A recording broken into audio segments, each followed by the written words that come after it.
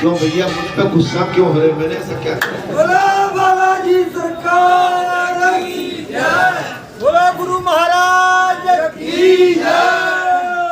जो श्राद्ध भोजन अथवा श्राद्ध दान करके युद्ध या कलह करता है वो उस संपूर्ण श्राद्ध को खत्म कर देता। कलह करता हो, ब्राह्मण को जवा दिया, 500 का नोट दे दिया, धोती कपड़ा दे दिए, बहन बेटी को भी दे दिए, दामाद साहब को भी। अब बाद में हिसाब लगता है जी। आजकल तो पहले ही हिसाब लग जाते हैं, उसके बाद ऐसा क्यों वैसा क्यों। उसका दामाद आया था, वो हमारे दामाद को देते हैं, हमारी बेटी जाती है पूछती है, पूरा हिसाब होता है महाराज। अब बोलो चाहे मत बोलो, मैं तो सबकी पोल खोल रहा हूँ।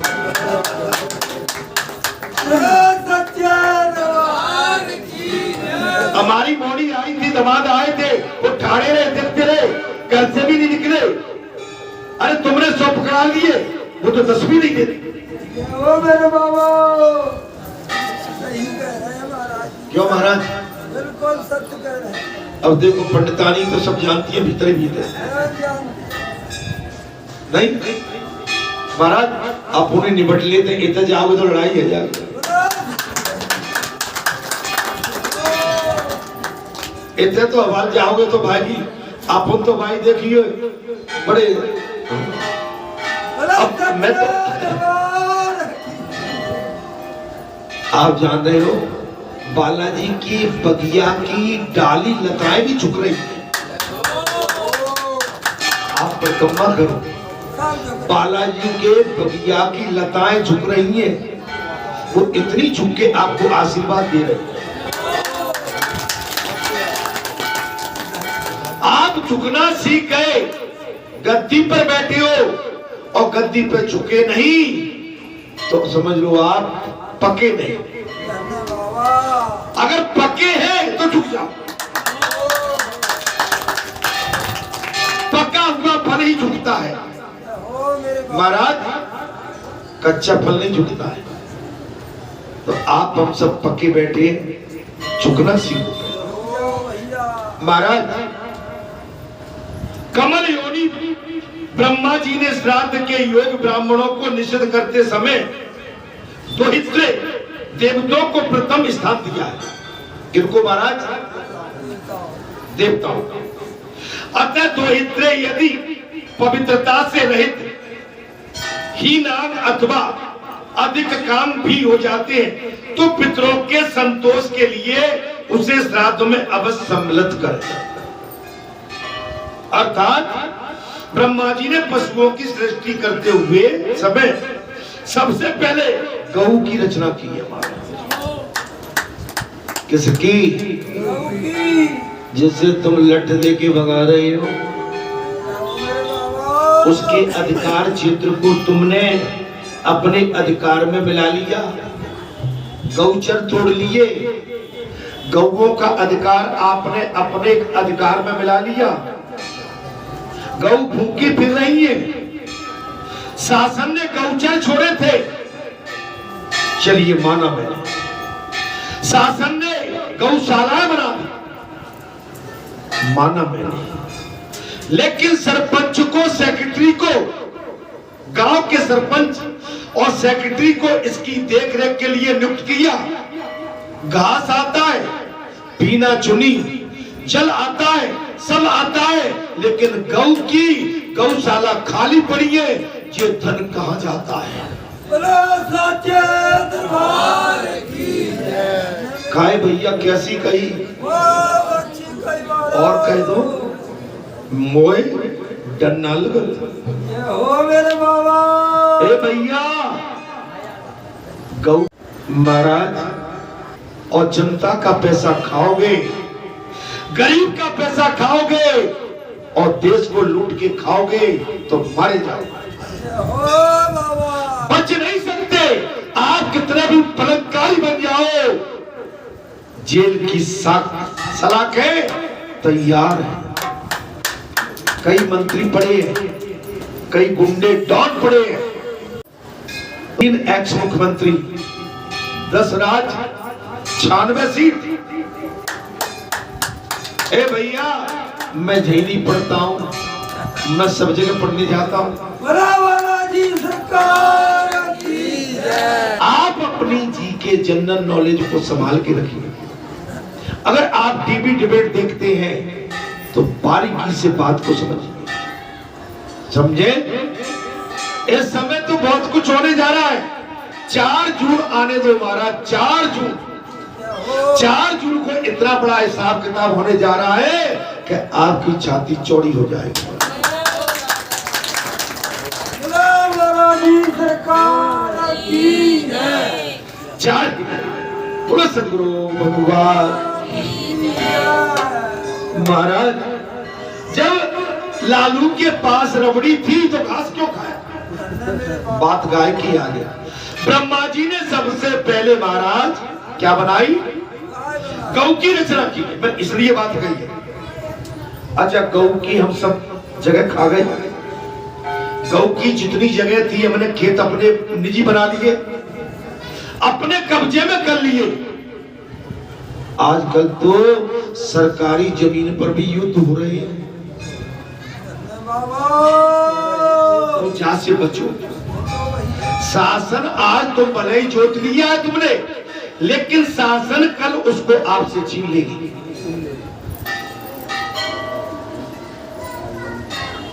महाराज भरतयज्ञ जी ने साफ कह दिया, अतः श्राद्ध में उन्हीं को दूध और घी उत्तम माना गया है।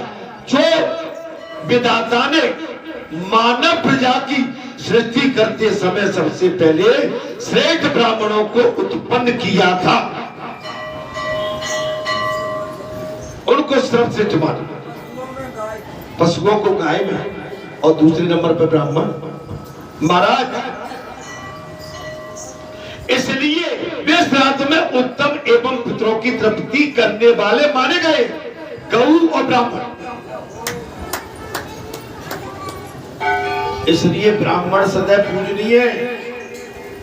ब्राह्मण को कभी अपशब्दों से संबोधित मत करो, ब्राह्मण को गाली गलौज से संबोधित मत करो। ब्राह्मण जितना आप पर प्रहार करे, कुल्हाड़ी चलाए, आरी चलाए, अब शब्दों से आपको संबोधित करे, लेकिन ब्राह्मण पर किसी तरह का प्रहार वापस मत करो।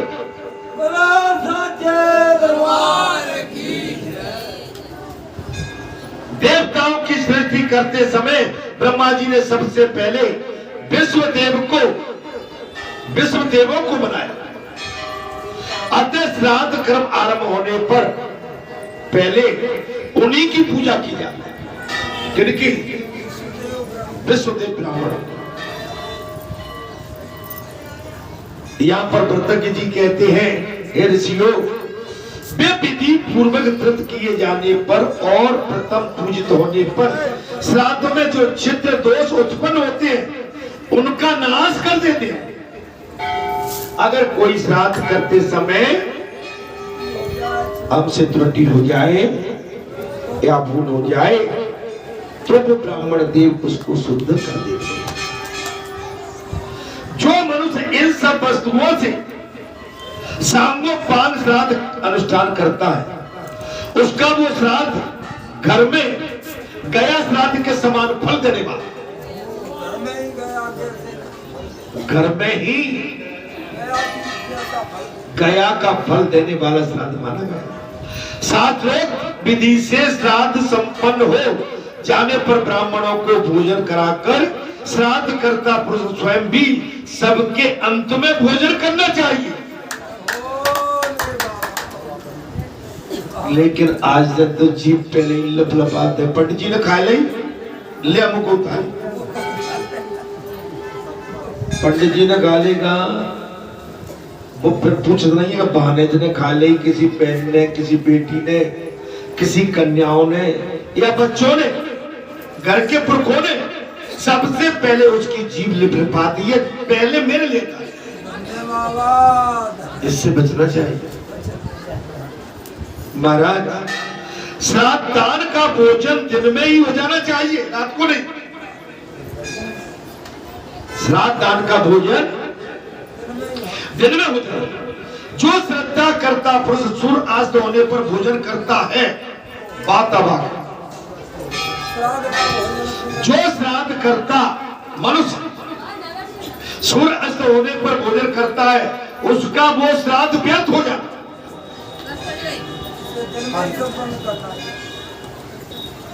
उसका वो श्राद्ध कैसा हो जाता है महाराज? व्यर्थ हो जाता है। अगर सूर्य अस्त होने पर भोजन करता है महाराज, तब अनाथ ने कहा, हे महामते, कथा में शायद आपको आनंद आ रहा होगा। ये आपकी पुरखों की कथा है। जब कोई वेदाचार्य, धर्माचार्य, शास्त्रीचार्य, भागवताचार्य, आपके पुरखों की इतनी लंबी कथा आपको कोई नहीं सुनाएगा। तब अनाथ जी ने कहा, महामते, अब आप एको दृष्टि श्राद्ध की विधि बताइए और महाराज पार्वण का भी जैसा विधान है उसका भी वर्णन कीजिए। तब भरतशंकर जी ने बोले अस्थि संचयन के पहले, महाराज अस्थि संचयन के पहले 3 श्राद्ध बताए गए। अस्थियां से पहले 3 श्राद्ध बताए गए। अस्थियां अगर आपकी वहां पड़ी है शमशान में, उससे पहले 3 श्राद्ध बताए गए। जिस स्थान पर मृत्यु हो वह 1 श्राद्ध कर डालो। जिस स्थान पर किसी जीव की मृत्यु हो गई है, आज आपके पुरखा खुश हो रहे होंगे सब। आप जितने भी कथा श्रोता वाचक बैठे हैं ना, आपके हमारे पुरखा खुश हो रहे हैं कि आज हम पूर्वजों की कथा बालाजी धाम ग्राम बरेटा में बालाजी की प्रेरणा से सुनाई जा रही है। जी हमारे लिए कितनी अत्यंत कल्याणकारी और हमारे वंशजों के लिए भी लाभकारी और मंगलकारी।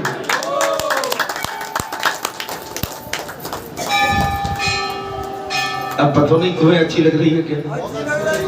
अब कछु रूठे से बैठे हैं, कछु तगड़े से बैठे हैं। अब ये पता ना पता के खुश रहे हैं कि केवल मैं ही अकेला जो है अपने रसगुल्ला लेके उसका रस ले रहा हूँ।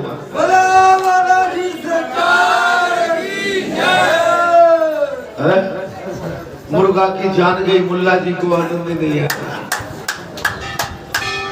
जहाँ तो सवेरे से 4 बजे से जो कछु दो तो निचुड़ के सब बाहर है गो, और भैया वहां तो बोले ठीक है भाई, करते नहीं बम में नहीं लगती है। बोला तेरी बम में तो तभी लगती है कि सोरो घाट से हरिद्वार से और झाड़ी बारे पे तब पूरा पानी चढ़ा दे, तब होता है भोला तेरी बम।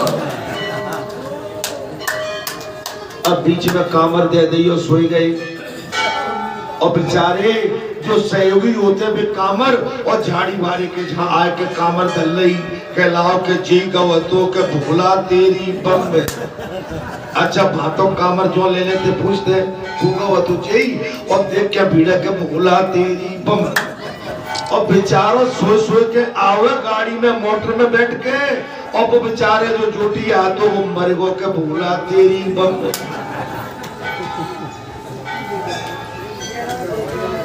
और भीड़े दिखाए में फिर देखो पैरन में भी छागल पाजे भी पहन लेते और करेंगे छम्मुक के भोला तेरी। अरे हम तुम्हारी सब बताए देते हैं कि तुमने खूब पीड़ा खाए और बढ़िया गाड़ी में सो के आए हैं। बेचारों तेल 100-200 कोस चल के आवे ताकि कोई पूछ ना रहो। और भैया फोन पे तो कोई लिबड़ा हुए छम्मुक के भोला तेरी। महाराज आजकल ऐसा बहुत है। दादा ने हवेली बनाई, ते दादा तो कोने में बैठे हैं के भोला तेरी बम में। अपना फोटो बाहर द्वारे पे लगाए दो क्या भोला तेरी। अरे दादा कहाँ है? दादा पीछे बैठे हैं क्या?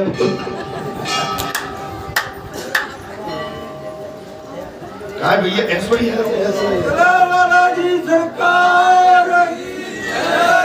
अब मैंने जहाँ में क्या क्या बुराई करते क्योंकि बुराई करती का अरे मेरे भैया तिन्ने बेचारे की छाल सूख गई। दादा ने हर आंखों ए बदिया बदिया कुड़ो कुड़ो क्या बोला तेरी बम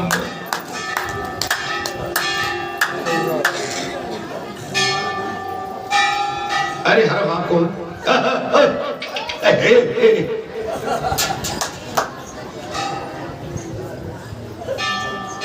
नहीं तो नहीं आपको क्या भूला तेरी बम अरे नहीं आता देख लो दादा करते रहते और ऐसे लेकर घुमा देते और पसीना आ रहा हो दादा कलियो के बोला तेरी बम में दादा बोलना रहे कि दादा है गए कम में क्योंकि दादा तड़पती हुई धूप में और हमारे पिताजी तो कहते पेनिया मेरी हाथ में के बोला तेरी बम में दादा हमारे पिताजी पेनिया बैल में देते सो में लगती कि हमें न मार कहा भैया किसानी देखी है कि नहीं देखी तो किसानी ने देखी है मेरे भाई आप समझ लो कोई करता कोई है डरता कोई है सिर्फ किसी को जाता सिरे इसका कोई दूसरा ले जाता क्या क्या कह दिया कि पहले जिस जीव की जब मृत्यु हुई है महाराज एक साथ वहां कर दो और जिस स्थान पर मृत्यु हुई और फिर मार्ग में जहां विश्राम कराया था एक साथ वहां करा जो पिंडदान करती हो ना एक साथ वहां कर दो और एक साथ करना चाहिए तत्पश्चात अस्थि संचयन के स्थान पर तृतीय श्राद्ध करना उचित है। बाबी पिंड लगा इसके सिवाय मृत्यु के प्रथम तृतीय जब सप्तम नवम एवं 11वें दिन भी एक श्राद्ध किया जा सकता है। तीसरे दिन पंचम दिन सप्तम दिन और 9वें और 11वें दिन एक एक श्राद्ध किया जा सकता है एक एक पृथक अलग अलग इस प्रकार सब मिलकर 9 श्राद्ध हो जाते महाराज। कितने हो गए 9 श्राद्ध। वैतरणी दान की प्राप्ति होने पर प्रेत तृप्त होते हैं और यहाँ पर भरत यज्ञ जी कहते हैं एको दृष्टि श्राद्ध विश्वदेव से रहित होता है उसमें अग्निकरण की क्रिया भी नहीं की जाती और वगैरह कुछ वैसे ही एको दृष्टि बिना आवाहन के ही करना चाहिए इसमें आवाहन नहीं करना। एक बार तृप्त्युम सम एक बार उसकी तृप्ति करा स्वादिम क्या आप तृप्त हो गए स्वाद मिला आपको स्वाद का भोजन स्वादिष्ट लगा है कि नहीं आपको हे पुरखो हे आत्मा क्या आपको भोजन स्वादिष्ट लगा इत्यादि रूप से तृप्ति विषय प्रसन्न करना चाहिए। अब्रह्म तामम कहकर ब्राह्मण का विसर्जन करना चाहिए जिससे अग्रभाग कटा या फटा न हो। ऐसे कुछ पत्र को बीच में काटकर 2 तृणों के रूप में कर ले और उसी को पवित्र बना उसको चीर के और उंगली में पहन एको दृष्टि में ऐसा ही पवित्री बनाने का विधान है जब तक शुद्धिकरण नहीं हुआ है घर में। 9 श्राद्ध हो गए महाराज। आसन आदि के अर्पण करते समय सर्वज्ञ पितमम इस प्रकार संबोधन उच्चारण करना चाहिए हे पितमम। समर्पण में पिता और दिव्यामम का पितृ शब्द के प्रथमांत रूपक का प्रयोग करना चाहिए। भरत यज्ञ जी कहते हैं संकल्प वाक्य में पितृ में महाराज पितृमह इस प्रकार चतुर्थन्य रूप का उच्चारण करना चाहिए और अक्षय योदिक दिलाने के समय पितुमम क्या करना चाहिए पितमम, इस षड्यंत्र रूप का उपयोग करना चाहिए और इसी प्रकार से पितमम का प्रयोग होता है। ऐसे स्थूलों में सर्वज्ञ अमुक गोत्र इस प्रकार स्वरांत संबोधनांत उच्चारण करना चाहिए। तर्पण में गोत्रम, तर्पण में क्या करना है हमारा, बोलो गोत्रम का संकल्प वाक्य में गोत्रायदम, गोत्रायम का, और अच्छे वाक्य में गोत्रसम, गोत्रसयम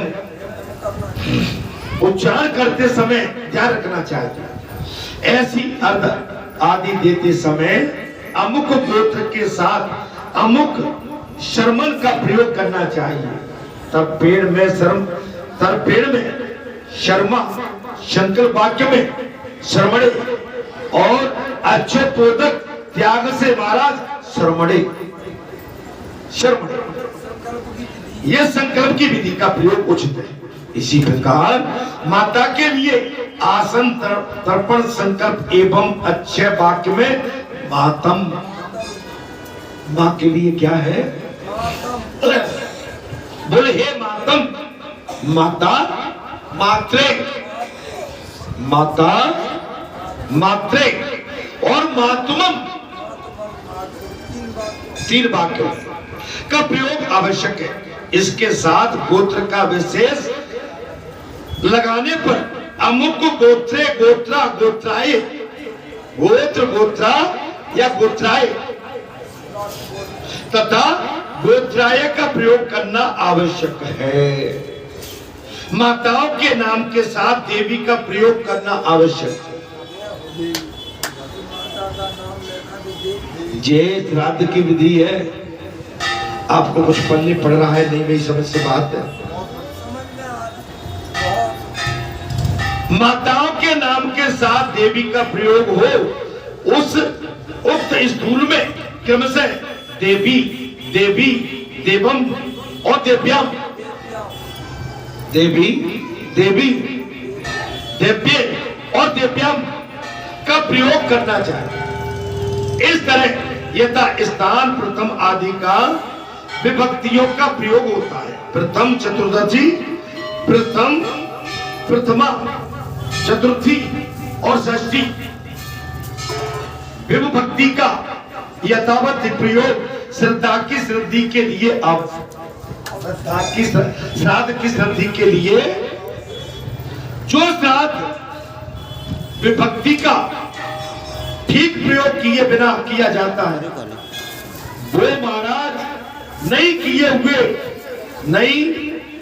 किए हुए के समान है और पितरों की तृप्ति उसकी प्राप्ति नहीं होती, जिससे पितरों की तृप्ति नहीं होती। अतः ब्राह्मण को प्रयत्न पूर्वक श्राद्ध विधि का अनुष्ठान करना चाहिए। देखिए, जब मैं अभी कथा नहीं पढ़ूं पूरी, आपके पल्ले नहीं पड़ेगी। अगर व्यासपीठ पे मैं इधर की बात उधर मार जाऊं तो इसका पातक मुझे लग जाएगा। भले ही इतने कठिन शब्द आपके पल्ले नहीं पड़ रहे हैं, ठीक है ना, लेकिन मुझे कथा पूरी कहना पड़ेगी। आपको सरल भाषा कथा पकड़ में आती है, जब क्लिष्ट भाषा संस्कृत की आती है उसमें आप ऊपर नीचे हो जाते हैं। तदंतर वर्ष के पश्चात समीप पिंडीकरण श्राद्ध का अनुष्ठान होना चाहिए और वर्ष में एक बार श्राद्ध का अनुष्ठान उसी तिथि। लेकिन अभी तो कुछ इतने लोग सस्ते पड़ जाते हैं, 3-3 साल हो जाए, 2-2 साल हो जाए, श्राद्ध लेते ही नहीं। अपने मनमाना के वो तो 3 साल के बाद श्राद्ध होगा। जिस कथा तो ये कह रही है कि मरे नहीं उसी दिन से श्राद्ध प्रारंभ हो जाता है। भाई मरे नहीं कि आपका श्राद्ध 3 साल। बोले बरसी तो ठीक है, हम कोड़े इकट्ठी करा दें। माने तुम अपने पितरों की बरसी से, अपने पितरों की स्थिति से इतना बचते हो कि तुम्हें ध्यान नहीं है कि हम क्या कुछ गलत करने जा रहे हैं। कथा कह रही है कि श्राद्ध तो जब तुम्हारी भस्मी शमशान में वहीं से प्रारंभ। क्यों भैया, समझ में आ रही है कि नहीं? तुम मुझ पर गुस्सा तो नहीं हो रहे? नहीं महाराज। पिछले मंगलवार को जाके अपने पुरखों के कल्याण के लिए, मैं जानता हूं कि सीधा ब्राह्मण को सभी ने दिया होगा जाके घर, हो मेरे बाबा। सीधा निकाला था कि ब्राह्मणों को जाके सीधा घर जाके निकाला था क्या? सीधा निकाला कि नहीं? और जिनने नहीं निकाला वो हाथ क्यों नहीं उठा रहे? अरे फोन कर देते, हो मेरे बाबा। सीधा तुम चोरी निकालोगे? सीधा तो हमारी देवी निकालती है घर में, क्या तुम निकालती हो? ऐ तो भैया फोन कर देते, हमने ऐसी कथा सुन ली, भूल मत कर लियो, हाथ तो सीधा निकालना है। ये हो महाराज हम यहाँ से जैसे ही गए, नहाए धोए बाद में हमने सुनती हो, एक काम करो, आज खुद खान कुटी होगी, पानी तो पिला दो। क्या बात है, हमने एक थाली में सीधा सजाओ पहले, आज बड़े खुश दी से हमने बना दो। कहाँ देना है? मेरे सामने पंडित जी का घर है, दिया। बोला सच्चे दरबार। बाकी बात बाद में बताएंगे, नहा के हम आ रहे हैं, तुम रोटी खिलाओगे, हम बात बताएंगे। पूरी पंचायत अभी मत सुनो हमसे, हमने तुम्हें को उसमें संशय में डाल दिया कि आज क्या चक्कर है, सीधा निकलवा रहे हैं।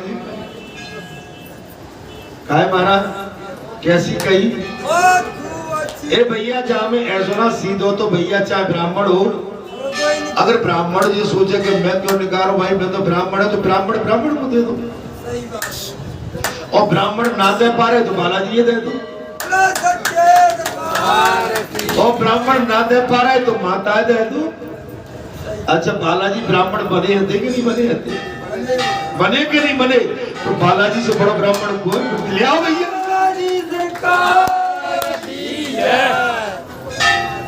भाई बालाजी से बड़ा ब्राह्मण कौन है?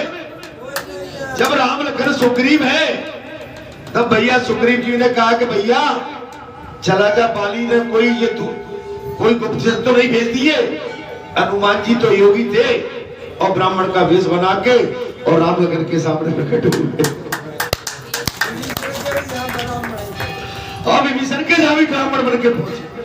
तो इतना बढ़िया ब्राह्मण तुम्हें कहां मिलेगा कि तुम जगह नहीं मिले तो बालाजी ले आना तुम। तो देखो, बालाजी के जहां लाओगे तो सही ठिकाने पर चला जाएगा, और कहीं ज्यादा बढ़ गो ना तो भाई बात को गारंटी ना दे। जय सिया राम। संपत्ति कर श्राद्ध पाणों विधि से करना चाहिए, किंतु इसमें विश्व देवों का आह्वान आदि नहीं होता। अब कई तो कहते हैं हम पटा कराएंगे, 3 साल हो गए। कई कहेंगे कि श्राद्ध तो 3 साल बाद लगता है। शास्त्र कह रहा है कि श्राद्ध तो उसी दिन से लग जाता है जहां मिट्टी शमशान में पहुंचती है, उसी दिन से। अरे 13वीं तक 9 श्राद्ध करते महाराज। प्रेत के लिए अर्धपात्र निश्चित करना चाहिए, उसे लेकर उसके पिता आदि के 3 अर्धपात्रों में विधि पूर्वक उसका जल डालना। इसी प्रकार प्रेत पिंड के 3 भाग करके तीनों पितृ पिंडों में एक भाग मिलावे और उस समय ये सामना इत्यादि 2 मंत्रों का उच्चारण करते रहे। तत्पश्चात पिता से लेकर प्रति ताप मां पर्यंत सबके लिए क्रम से अवनेजन देकर पुनः गंध पुष्प आदि सब कुछ निवेश करें, और चौथा अवनेज पात्र को दे दे। कोई प्रेत को लक्ष्य में रखकर चौथा अवनेजन भी दे दे। अवनेजन, परंतु ये मेरा मत नहीं है। कौन कह रहे? वर्तक जी बोले, अनार्थ जी बोले, राजन जी मेरा मत नहीं। कथा को ध्यान से सुनिए। सपंडी महाराज, सपंडीकरण के बाद छाया विधि और शास्त्रों के लिए चतुर्दशी तिथि को छोड़कर कभी एक को दृष्टि श्राद्ध नहीं करना चाहिए। क्या महाराज? चतुर्दशी तिथि को छोड़ दो, कभी एकोदशी श्राद्ध नहीं करना चाहिए। जो जमीन पंडितकृत प्रेत के लिए पृथक पिंडदान करता है उसका ये श्राद्ध नहीं किए हुए के समान तुल्य है। ये वैसा करके टेलीफोन मोबाइल बंद कर दो, मोबाइल जिसके पिता मर गए हो